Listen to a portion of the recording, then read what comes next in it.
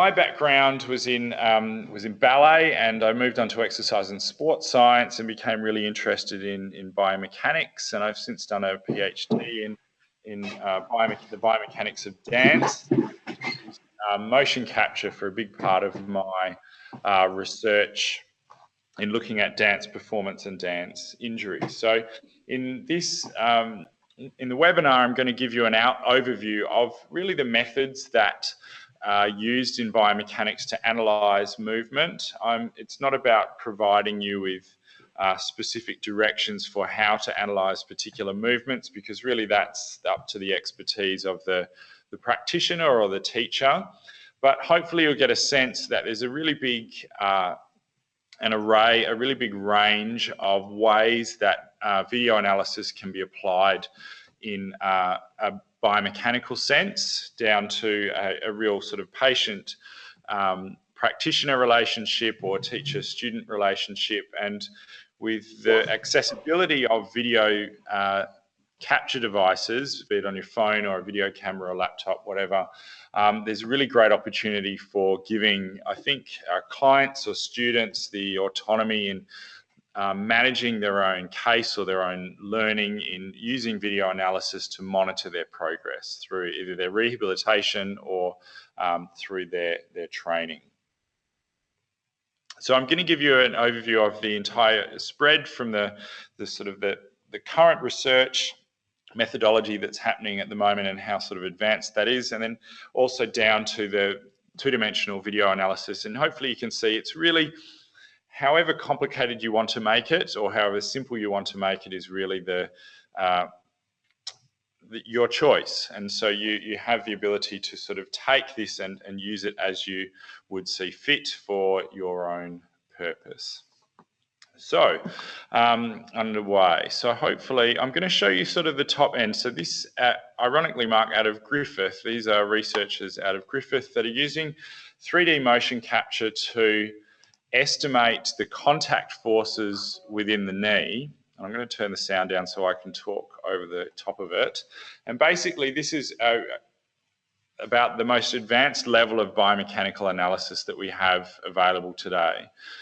So we have 3D motion capture. You've got the guy walking on the treadmill there. He's got some EMG sensors measuring the muscle activity.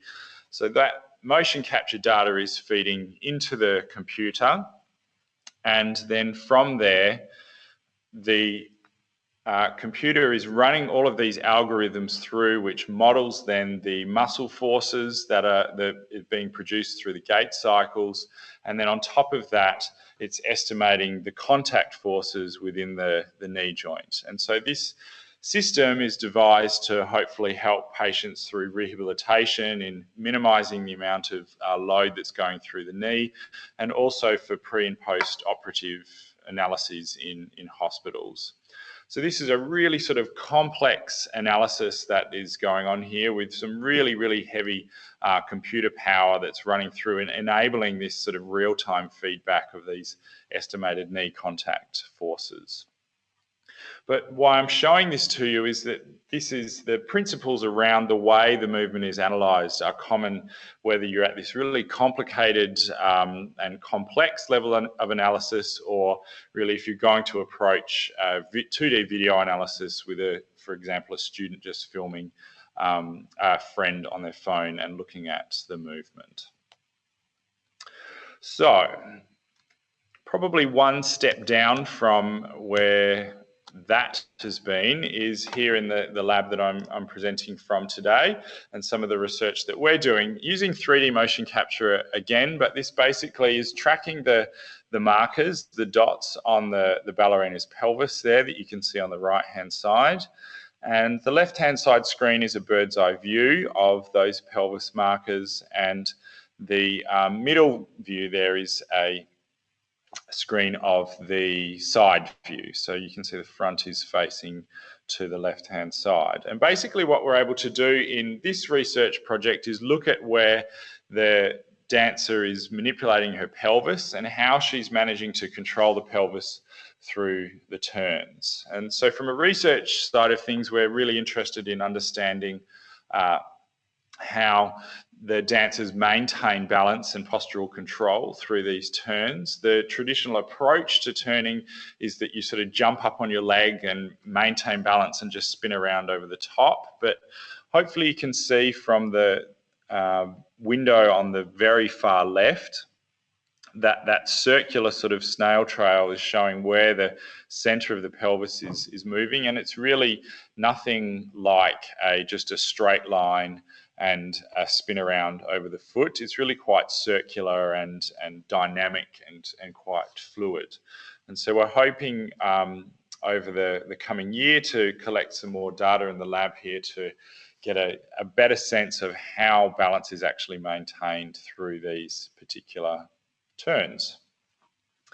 So that's another example of 3D motion analysis, but really what we're going to be focusing on today is this idea of video analysis. So it's two-dimensional video analysis, and it's using just your basic sort of video cameras, your phone cameras, and analysing movement similar to that of the right-hand pane there. And in fact, I'm going to show you how we can analyse that video on the right-hand pane there towards the end of the webinar.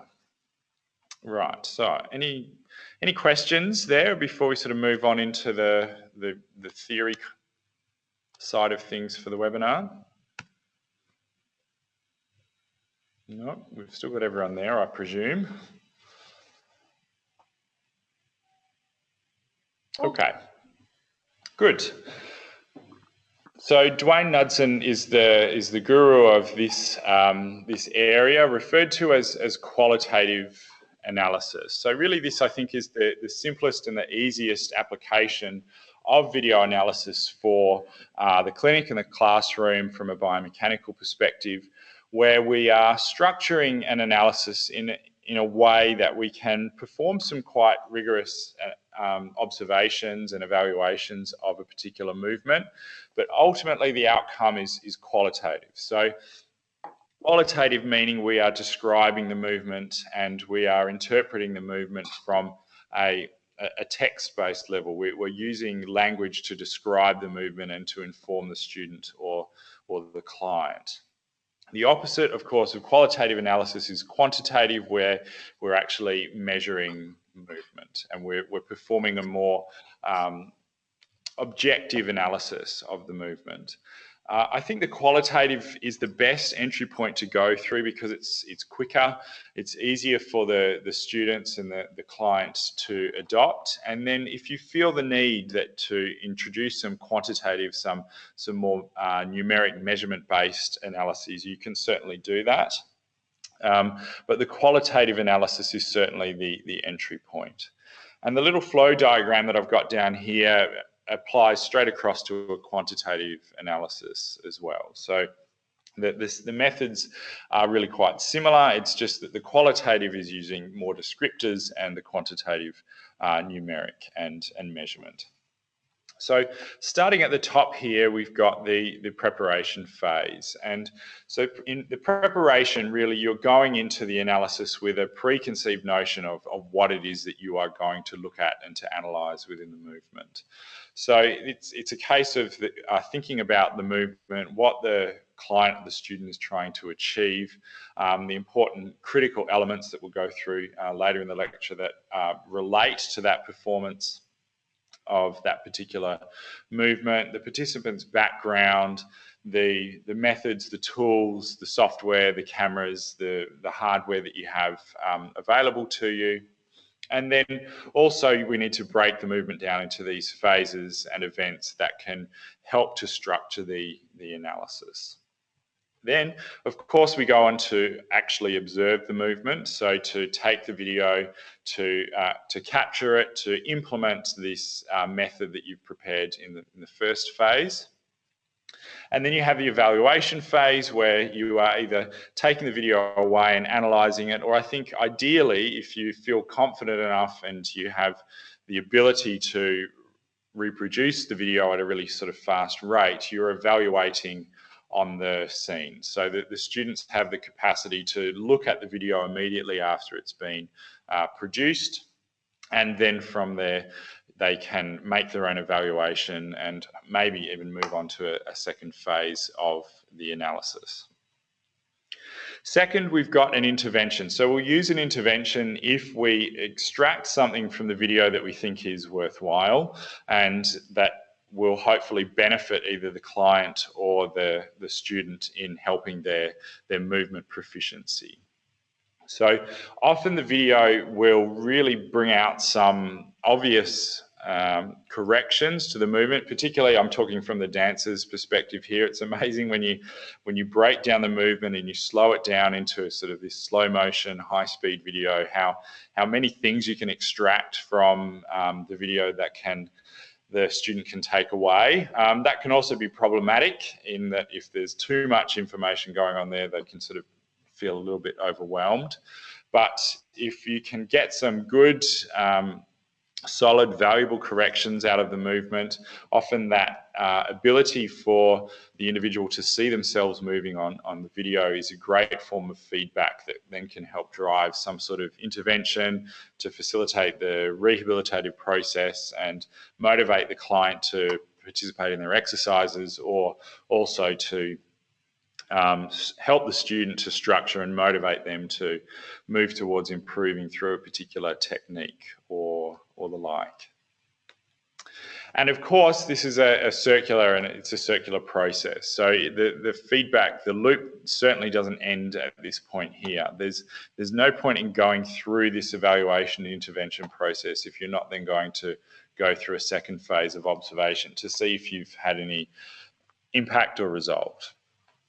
And so really the way I think that this can have a good application is that the students are at regular points throughout a semester, throughout a term, are structuring this analysis. They're going through this structured process for evaluating their movement and setting out some objectives to achieve their movement goals, or the rehabilitative goals if they're a client. Okay. So the next section is going to be about structuring the analysis and how the analysis really can be prepared so that you're setting yourself up for a really conducive and effective analytical process. One of the worst things I think you can do is just to stick someone in front of a video camera and film them and just to point out bits and pieces that you think they need to work on. It just doesn't provide the structure or the focus, and it can end up being too much or nothing at all. So really preparing for this analysis is really quite critical, no matter how tempting it is to just turn on the video camera and to jump straight in. So this really is coming from a sporting perspective, where a performance objective is literally the performance of a particular skill. So for a tennis serve, for a baseball pitch, they're really quite obvious performance objectives where you're looking at the placement, the speed of the ball, and it can really be quite easily quantified or qualitatively described whether the performance of the skill has been successful or not. In dance, it's a little bit trickier because there are aesthetic components that obviously are harder to quantify, harder to nail down, but it's certainly not impossible. And to pick performance objectives like maintaining balance or alignment through the leg or something like that is quite easy to structure and to convey to the students. From a clinical perspective, you can really take it as broad as being you want to. The performance objective is really achieving the rehabilitative process at a really quite broad level, or it can be something like improving the alignment through the leg or achieving a bigger range of motion through a particular joint that you are going through a rehabilitative process for. Then you've got the critical elements, which are really the crux of the analysis. So the assumption is that a critical element, if it is altered and ultimately improved, it will then have a direct translation onto the performance objective. So your critical elements are sort of like this cause-effect type relationship. If you modify one particular critical element, it will have a flow-on effect to the performance objective. And the video really has a great ability to extract the critical elements in a way that's difficult to see with the naked eye, and it's great if you are in with a student or in a classroom and the students have those aha moments, one of those moments where it may be a correction that you've been giving a student forever and ever, but they finally, when they see it in front of them on the video, there's this aha moment, and they can work on that to hopefully work towards their performance objective and achieving better performance. So once we've got this sort of model of, okay, this is what we want to achieve and this is how we want to achieve it, the next step is breaking the movement down into specific events and phases. This can seem a little bit rudimentary and a little bit simplistic, but it's really important, particularly if you are conducting a more formal biomechanical analysis, that there are structured events and phases that the analysis is being conducted on. It just removes any ambiguity or improves the communication between the teacher or the physician and the student or client by structuring and breaking the movement down in this way. So effectively, we have events that are the boundaries of particular movement phases. So in your first event for the movement, you're basically saying, what is the point within the movement that we start to become interested in the performance of that movement? And events and phases can be, you can have as many or as little as you feel are relevant for the particular analysis. And there's so many different ways to skin a cat in this way. So I've just given you an example here with a tennis serve. That you could use to look at performance of that serve. And basically I've structured the first event to be at ball release. So it's the first point that in the video we see the ball leave the hand. And basically what we're saying is that we don't feel that the movement prior to that is going to have any large effect on the performance objectives that we're interested in.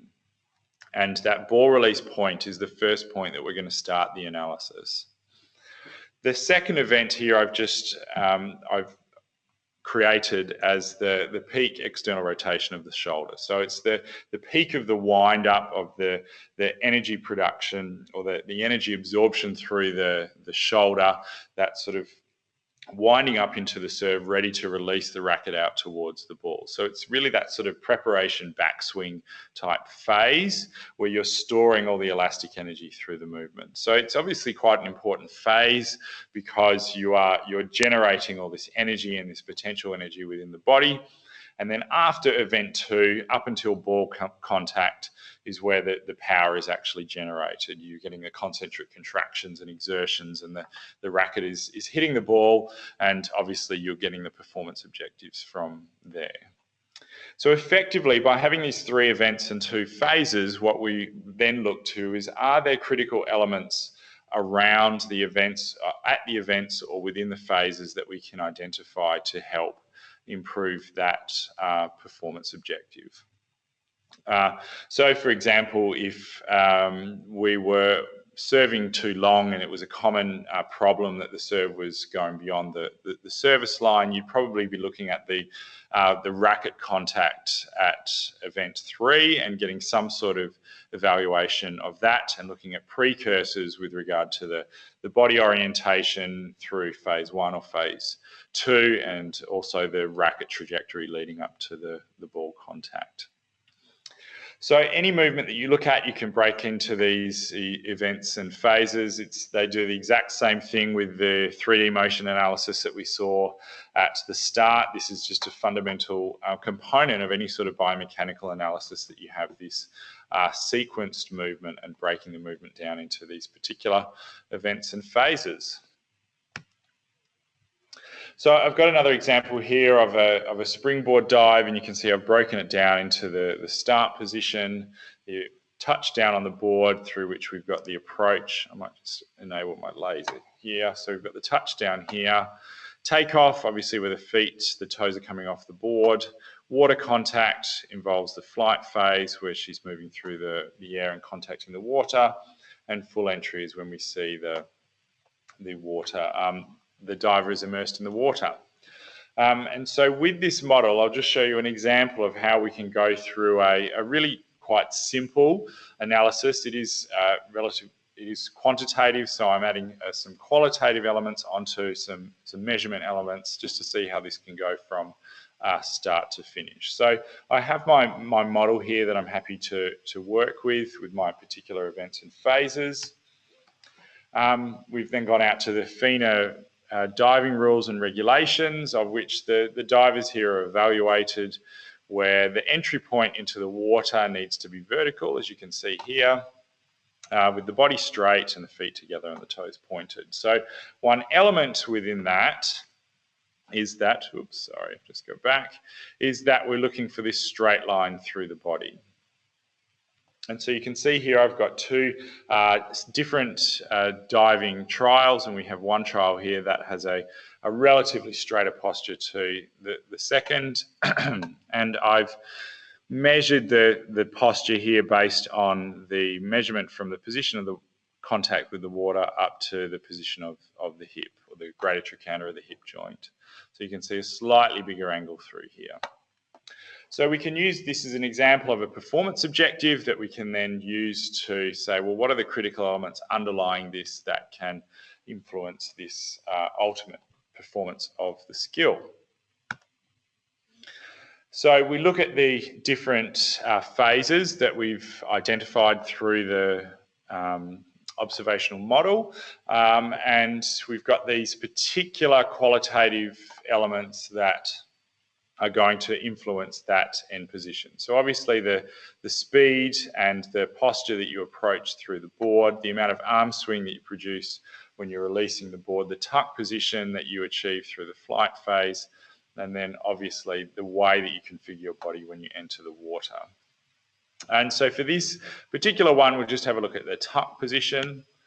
So through the video analysis, we're able to then get this measure of tuck angle, or of hip flexion, and I've got a quantitative element on here. So I guess because as a biomechanist, I like to measure things, but this should be of note that there's quite a bit of error within these measurements, and so that's why I'd sort of recommend that you jump into a more descriptive type analysis and qualitative at first, because you can get a bit unstuck with the reliability of these particular measures. So what I'm saying is you're probably better off to saying or creating a description of the amount of tuck that, for example, this diver has relative to this diver, as opposed to saying it's 44 degrees, because there's quite a bit of error associated with how this angle is measured. But nonetheless, a good example for today's webinar. So we've got our body angle performance objective and our critical element of the tuck, and basically we can come to some conclusion that through the phase here we've got diver 2 on the right hand side having a larger hip angle than the diver 1 on the left hand side here. So from this, that's our evaluation.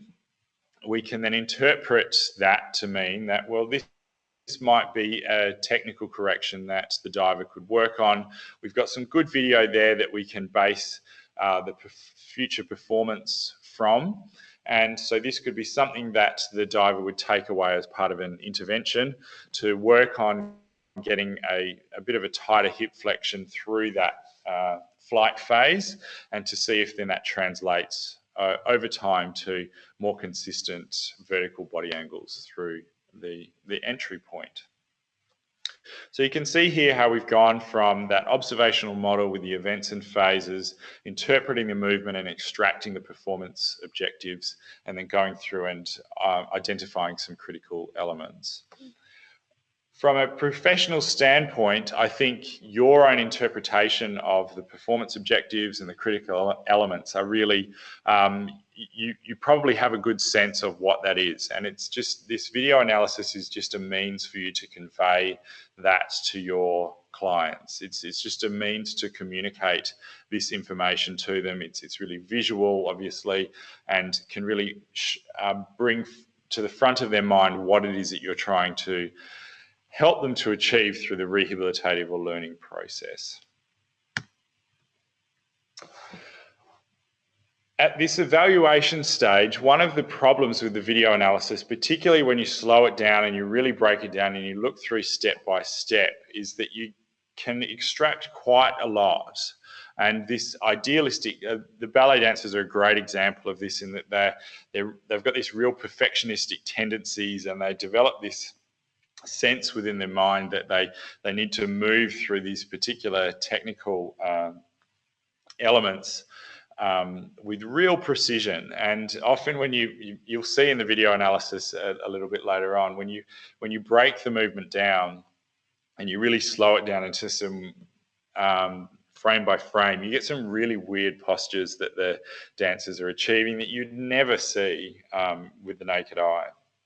And it can be a little bit overwhelming. So it's really important that the student or the client has a good sense of what it is that you're going through. And it's another good reason why you've got this sort of structured approach, and so that you're bringing the feedback that the client or the student is getting has this this real structure to it, so they're not becoming overwhelmed with the process. Because the popular term in biomechanics is that if you really pick a movement apart, you can get to this point of where it's called paralysis of analysis, in where you can really hinder the progress of the student by giving them too much feedback. And all of a sudden they're really internalizing all of these comments and feedback, and it really becomes overwhelming, and they can't work on them all at the same time. And so you end up with this sort of this paralyzed state where you're trying to control everything so much that you really struggle to control anything.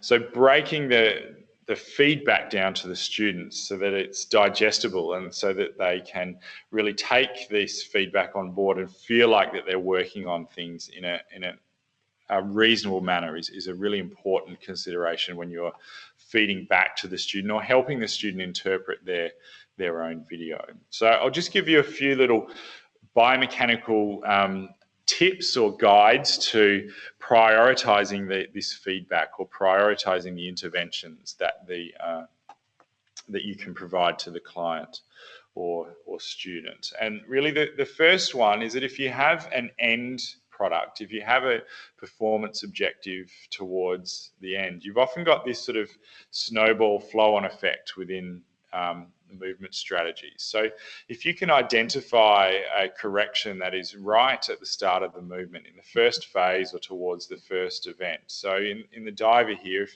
the diver's posture when she enters the screen for the approach phase, if that's obviously incorrect and is obviously affecting the rotation through the dive, that would absolutely be the first thing that you would want to focus on, because you are always going to have a flow-on effect from any movement intervention that the student receives. So by adjusting something early in the phase, you're going to have an immediate effect on other movement strategies and patterns later in the phase.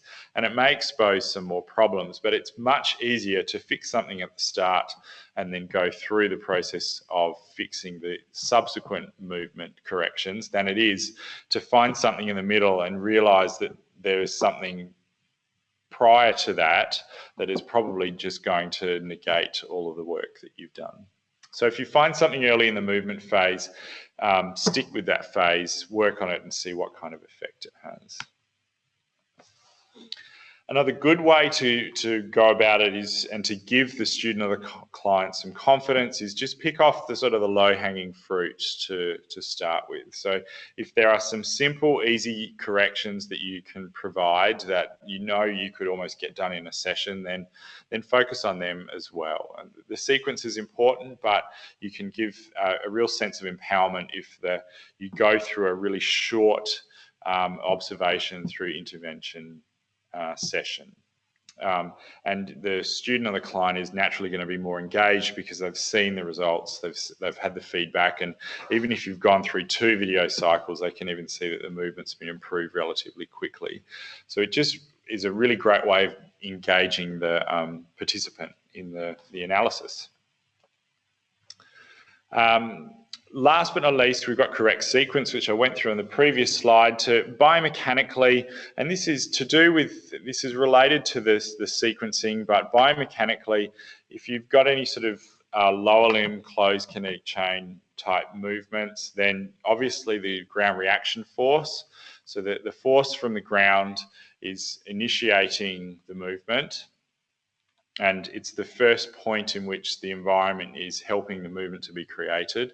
So if you can see errors down below, that's ultimately going to affect posture and so forth up the top, particularly with balance. If you can see factors within the movement that are going to affect balance, your body has way too many mechanisms within it to try and maintain balance, and if the body is off balance, it's definitely going to prioritize keeping the body upright and keeping the body supported over throwing a ball or bowing on the cello or performing a pirouette.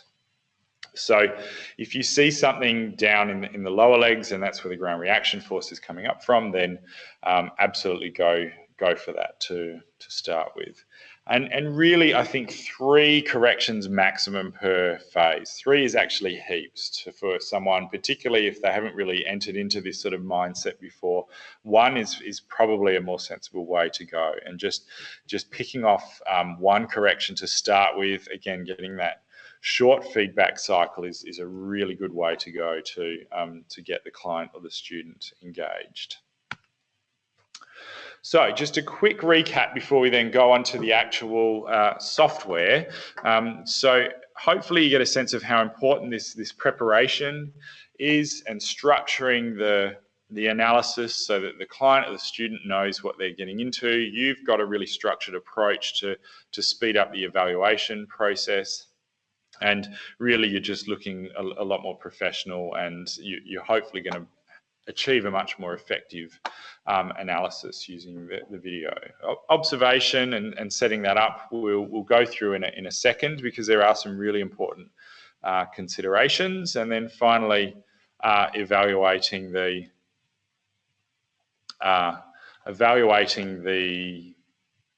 movement, and finally the intervention.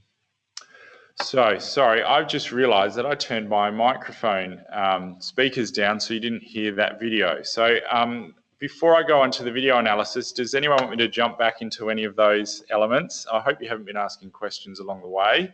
But are there any questions up till that point? Otherwise, I'll move on to the software side of things.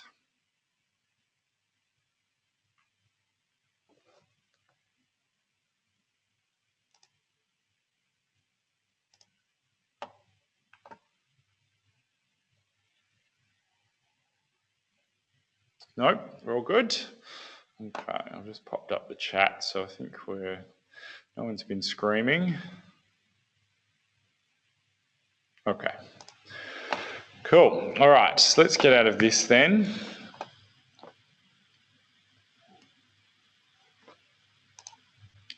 So in the PDF that I will send through to you, I'll send you some considerations for how to set up the video. So with regard to the hardware, what are the considerations that you need to go through to basically get good video? If you're not getting good video and it ends up being blurred or what have you, it's really quite problematic and really looks quite unprofessional, and it's not conducive to a good analytical process. So setting up good video really is worth practicing in the environment that you're working through. And so have a look at the PDFs. I might just bring it up so I can run through it with you quickly. And I'll get Camilla to send these out to you in the coming days. So the first thing to consider is your analysis space. Obviously, is it safe? Is there enough room for the movement to be achieved? Lighting is probably the most problematic environmental issue that you're going to come up against, and getting enough lighting. If you're outside on a sunny day, then you're pretty good.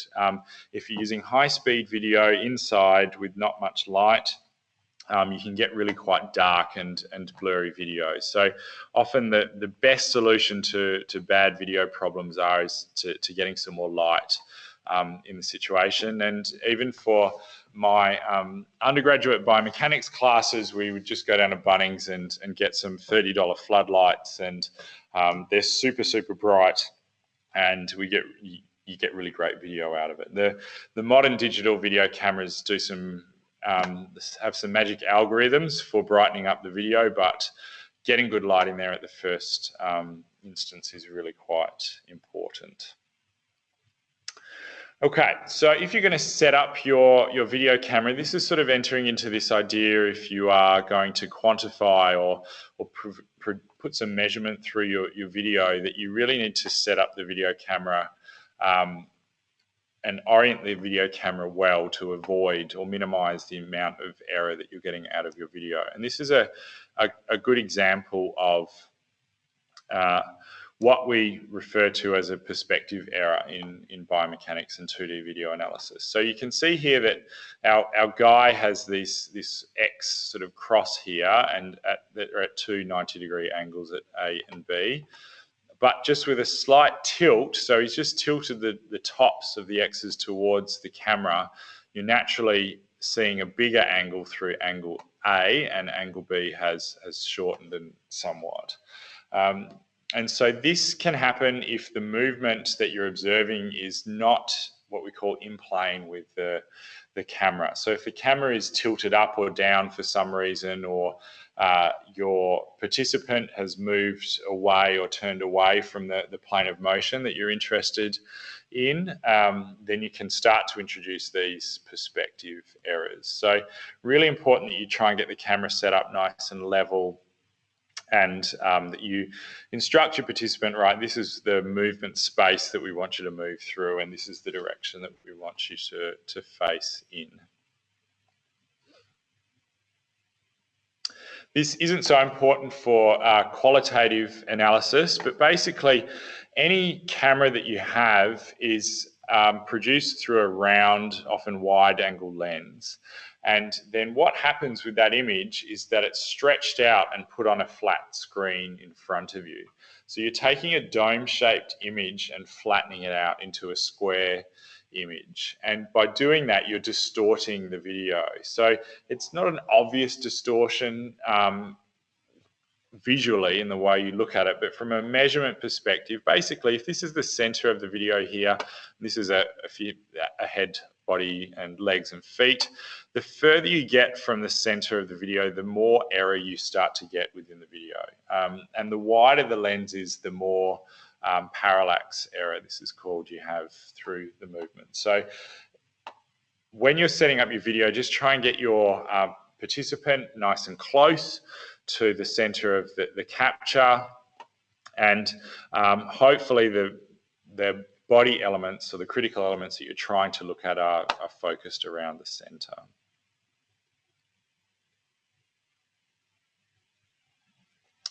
The next perspective error that we come up against is this idea of the distance of the object from the camera. And so if you can see here in our guy, he's got two equivalent, his two sticks again, and one, they're held sort of at shoulder width apart. So this one on the right here is closer to the camera than this one on the left, and you can see there's an obvious difference in the length of them, but in reality they are the same length. So even by this sort of shoulder width difference, you can see we've sort of got a 10% difference in the amount of length that we're observing in the video. So if you're wanting to measure a length in this capacity, then obviously you're going to have quite a significant error through this this position. And so if you're measuring something like leg alignment or body alignment, these length issues can come into it.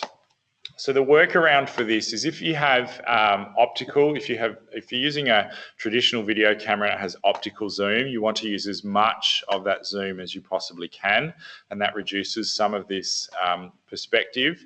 And then also you want to take the camera as far away, ironically, from the participant as you can, because the further away the camera is, as long as you're still getting a reasonable image of the participant, you want that camera as far away from them as possible. So it basically, you can see these two sticks here with the camera far away and zoomed in, that sort of evens out the length discrepancy. And that just goes through that idea. These are some considerations for configuring the camera, and if you're getting dark and blurry video, it's often because you don't have too much light, and it means that what happens is the shutter speed is opening for too long and you're getting too much movement within each image. So a video is just like a series of pictures, and a typical video image is collected at about 50 frames per second, so 50 hertz here. And basically 2 images always combine into one to improve the resolution, and we get 25 images per second. So when you're watching TV, you're basically just watching 25 images per second.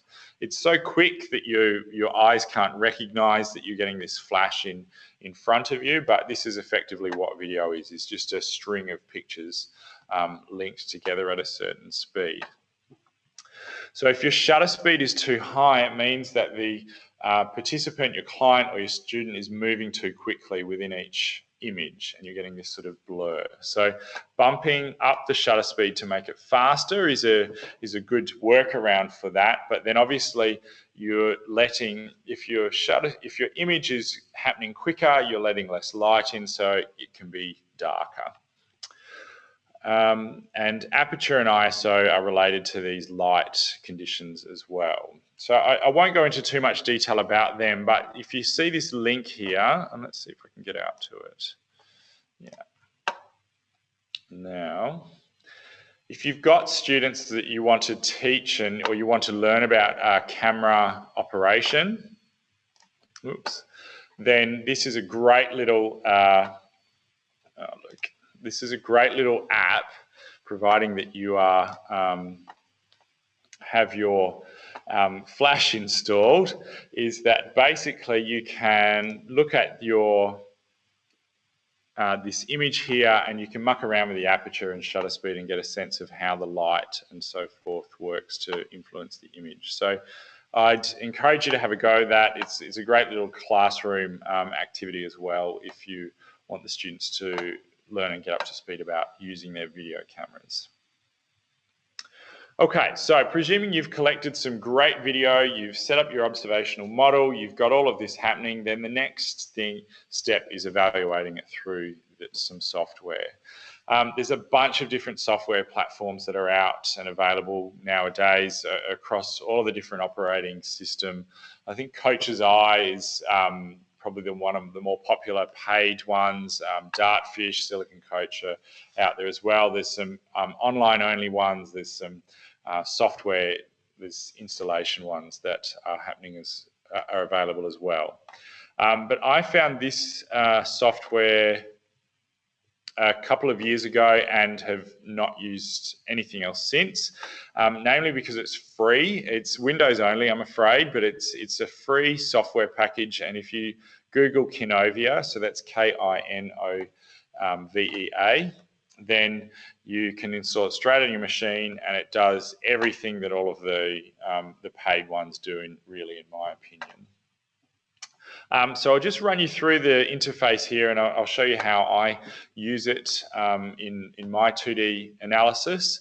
And as I said, we're looking at Ellen here performing some of her pirouettes. So I've saved these videos to my hard drive, and if I just click on one, here we go. So it's imported the frames, and then we've got Ellen running here. So this was collected at 100 frames per second. So if I slow it down a bit, you can see that we're getting a fair few. We can sort of slow it down quite a bit. You can see here a foot in particular, even though she's pretty much in focus, the foot, when it really moves quick, it blurs a little bit. And that's a good example of the shutter speed just being slightly too low. We'll still be able to analyze it, so it's fine, and the rest of the movement is pretty sharp, so we can get some good evaluation through here. But basically, you just have a time bar. You've got this this speed function here, and then you've got all of these neat drawing tools that we can use to set up events and phases. So the first thing that we would typically do is that we would structure our event to the first point that we start to see some movement. So for today, we'll just say it's the first point that we can see the right arm moving there, and we can set a keyframe. So this little object down here sets a key image. And you can see that's put a little line here, a little green line in the time bar, and whenever we click back to it, we can always get back to that. The next event that we typically use when we're analysing these pirouettes are the point in which the toe comes off the ground.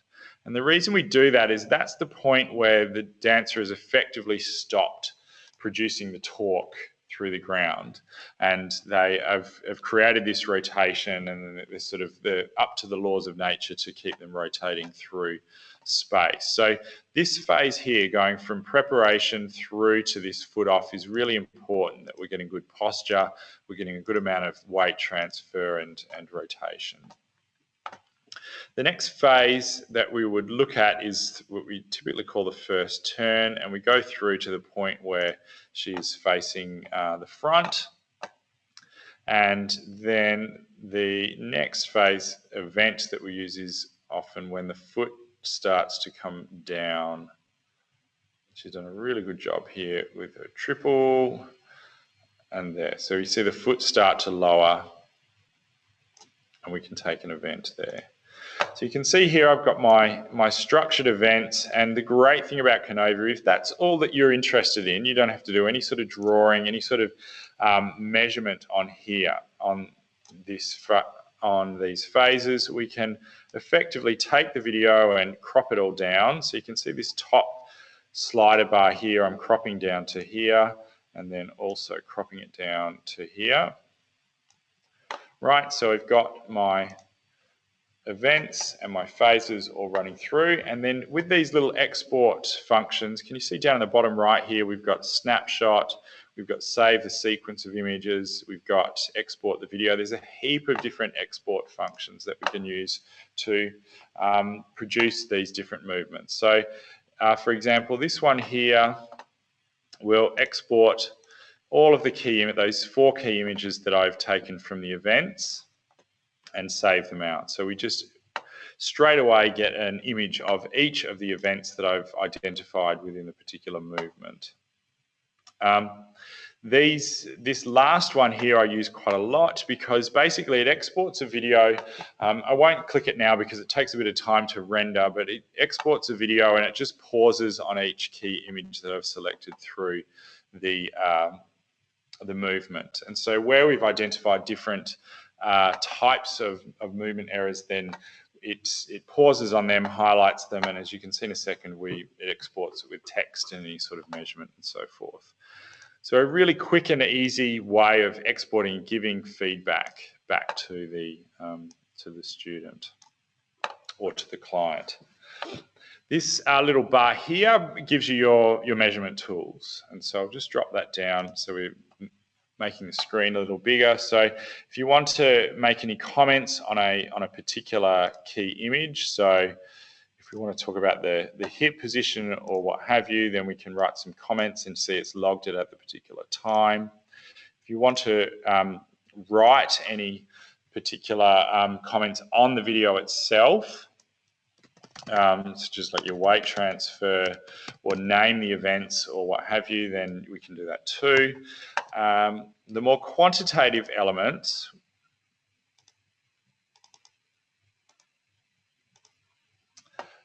we've got a drawing tool. So this is quite common to this software package, is that we can do all sorts of drawings and lines and circles.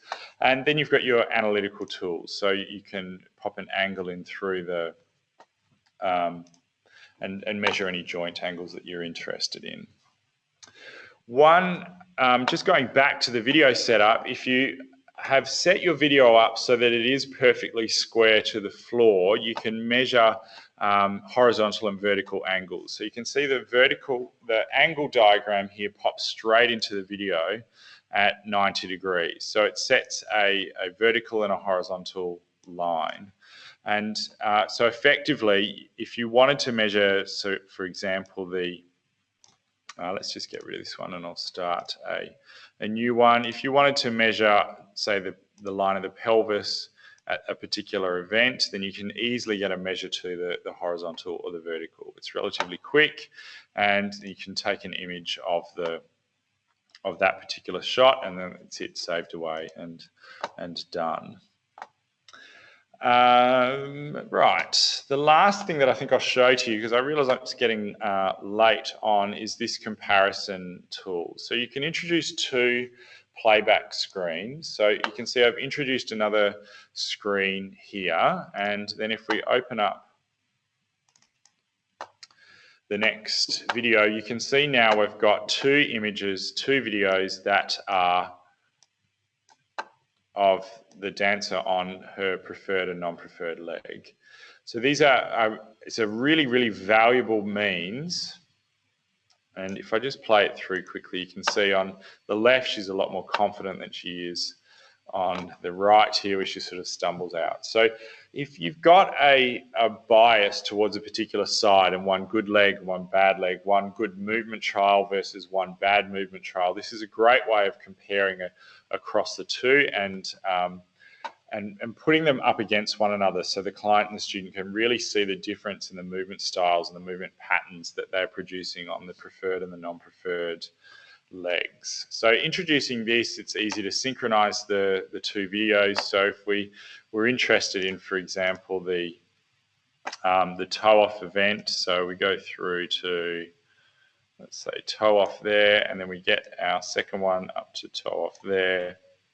We can synchronize them together so that basically they will effectively turn at the same time.